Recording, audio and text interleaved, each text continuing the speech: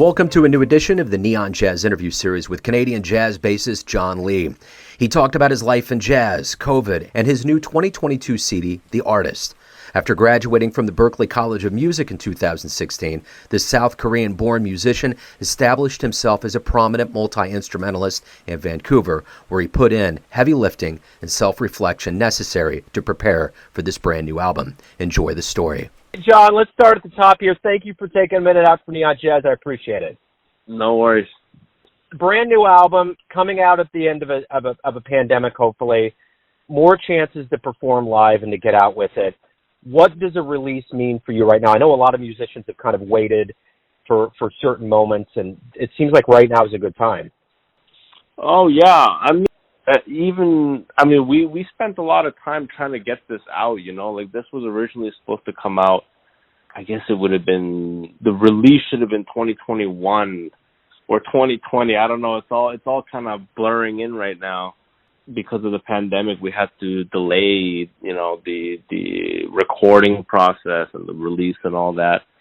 So, I think that it's just really great for me to put out a record at all, because I never really was the type of person, if I didn't have a push from like the label and all that kind of stuff, I don't think that I would have really taken the first step to do it, because I've always just been about being a musician, but no one told me that later in life I'm going to have to like do a release and then, have phone interviews and just like all this stuff, But yeah, I guess it does mean a lot to me, because it's just like putting something out there that is like a snapshot of my life at this point, which, like I said, is something that I never had that much interest in like pursuing myself as far as getting it done and whatnot. So I have a lot to thank for Cellar Live and the whole label for pushing me to do that. So yeah, I will tell you one thing that might be of interest to you right now.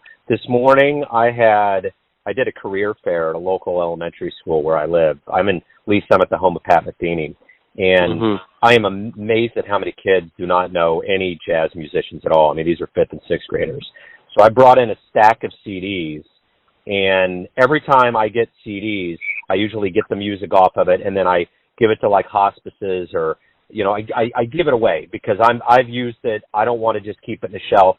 I gave a kid your CD today, a 5th grader, so I may have just started a whole new set of dreams.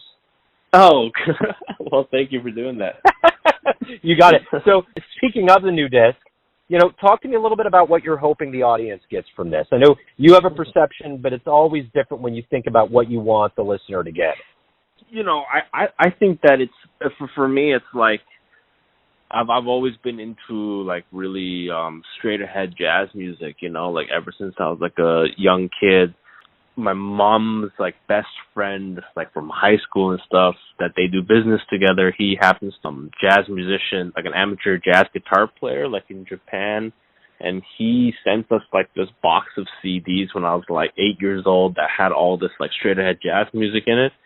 I was listening to that music growing up, and my older brother was pushing me to listen to this music. I don't know how he was so hip to know that, that it was good music. So, and I remember like feeling something kind of special about that music when I was first discovering it.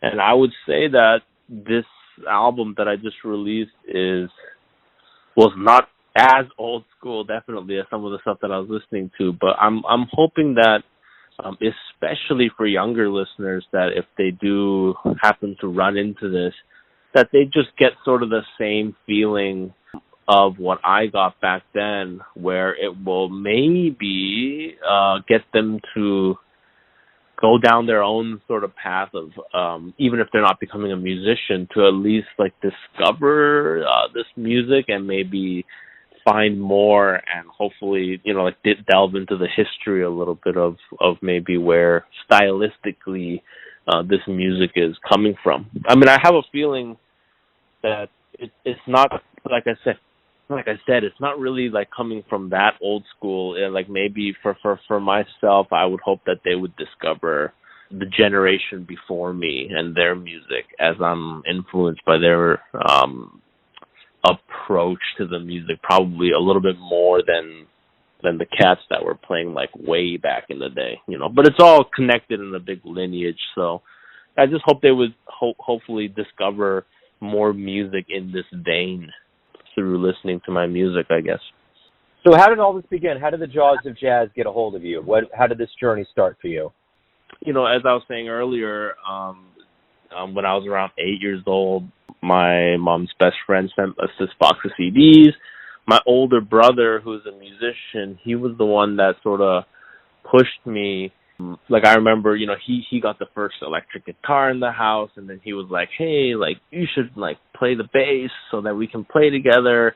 And even though we were playing, like, all this, like, rock music coming up, he was always, like, you know, showing me, like, all these CDs that, you know, that this person sent to us, and being like, hey, man, like, this is, like, really cool stuff. Like, if you know, I remember, like, this is going to, you know, would come useful, like, much later, but I remember him being, like, or I remember him, like, singing all of these improvised solos from all these recordings, and he was encouraging me to do so as well. And, like, now when I think back to it, like, in hindsight, it was amazing that he was able to sing full recordings of, like, Sonny Rollins solos from back to back, being able to replicate all that. Now, this is, like, way before I would actually get into jazz. It was just something that was sort of around the house, if you will.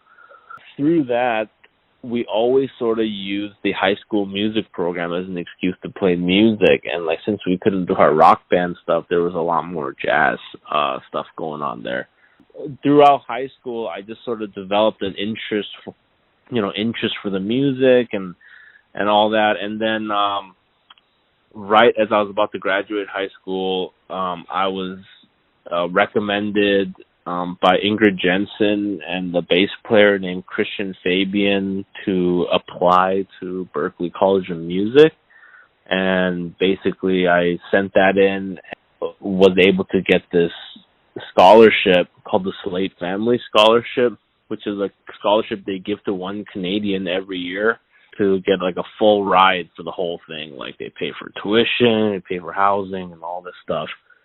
So I was able to win that scholarship, which is amazing because I wouldn't have been able to go otherwise.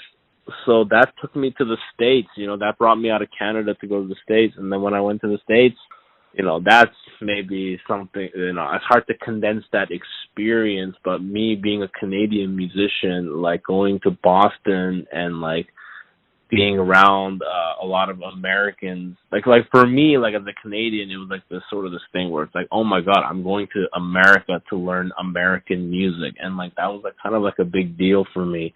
Although I couldn't fully realize what a big deal that was at the time. So, you know, I have to say, like, you know, just to cap this off a little bit, I have to say that I basically knew nothing before I went down there. I really did learn, like, everything that I'm doing now. I learned basically from that 6 years, give or take, being in Boston and meeting a bunch of great people and playing music. So that's just sort of, like, you know, like a brief background of how I sort of came up. What do you like the best about being a professional musician? I guess to a certain degree, you know, I guess the hours a little bit. I mean, you know, I like, you know, of course, like, there's the classic, you know, I'm doing what I love and all that kind of stuff. But I guess one thing is, is basically having to work very little hours and being able to have my day free and all that. But, you know, it's a different kind of grind, you know, but the whole thing that basically comes with it, you know, it's just everything that I ever wanted to do since I was, like, a kid, as long as I can remember. So if you could get into a time machine and go back in time and see any musician in the history of jazz anywhere, where are you going to go? Who are you going to see? Okay, well, there's, like, a couple of different tiers of it, you know, like, the first tier of people would definitely be the bebop musicians of the 1940s, obviously, Charlie Parker, Dizzy Gillespie, Bud Powell.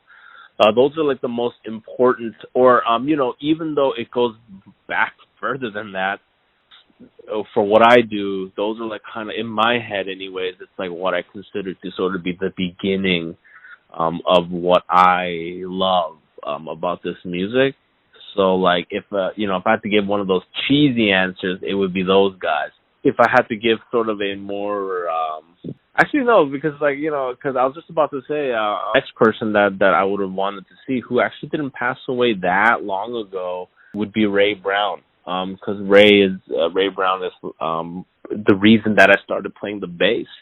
I don't know if I should include this information that the record that I released, I'm playing bass on it, but to be honest, this whole thing of growing up in Canada and then going to school and at Berklee in Boston, I actually did all of that on the drums.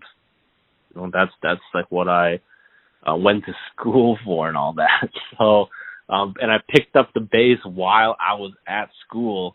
So I'm sort of newer to like playing upright bass, and then basically the reason that I started playing the bass was the first time I heard Ray Brown on recording when someone showed me that. So yeah, I guess it would be Ray, but I didn't miss him by that much. To be 100% honest, when I was going to the Lionel Hampton Jazz Festival, which is like a high school jazz festival, when I was going through high school, which is when I didn't have really any interest in, pursuing jazz. Like I remember we would go to these concerts and Ray Brown had died pretty recently, and they would show this memorial video every night before the concert would begin. And I remember being a kid and it was getting monotonous, and I was and we would always be this Ray Brown guy, Ray Brown. I didn't know who he was, it's Ray Brown. It's always about Ray Brown.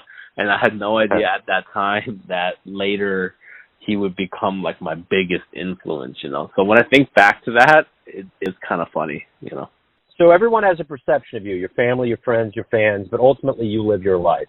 Who do you think you are? I don't know. I see myself as somewhat of an educator, and to a certain degree, I guess some kind of ambassador type figure to a certain degree here in the west coast of Canada. I'm a bit of a preacher out here, I gotta say. I have a strong connection with sort of the younger musician crowd over here, and trying to get them to play jazz music at a high level. It's actually stuff that I feel like is the stuff that my friends and family and stuff would not know that I'm sort of part of, as far as the culture over here, if we want to sort of call it that.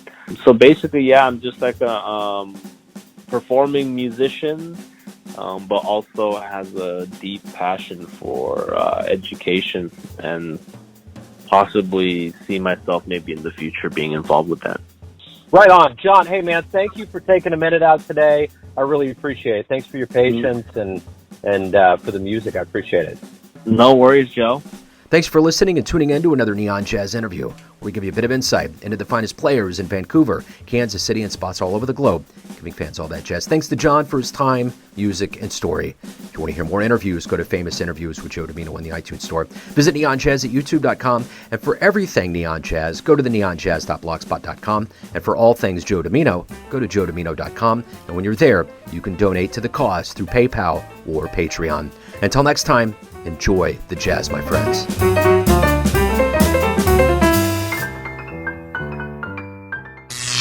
Neon Jazz.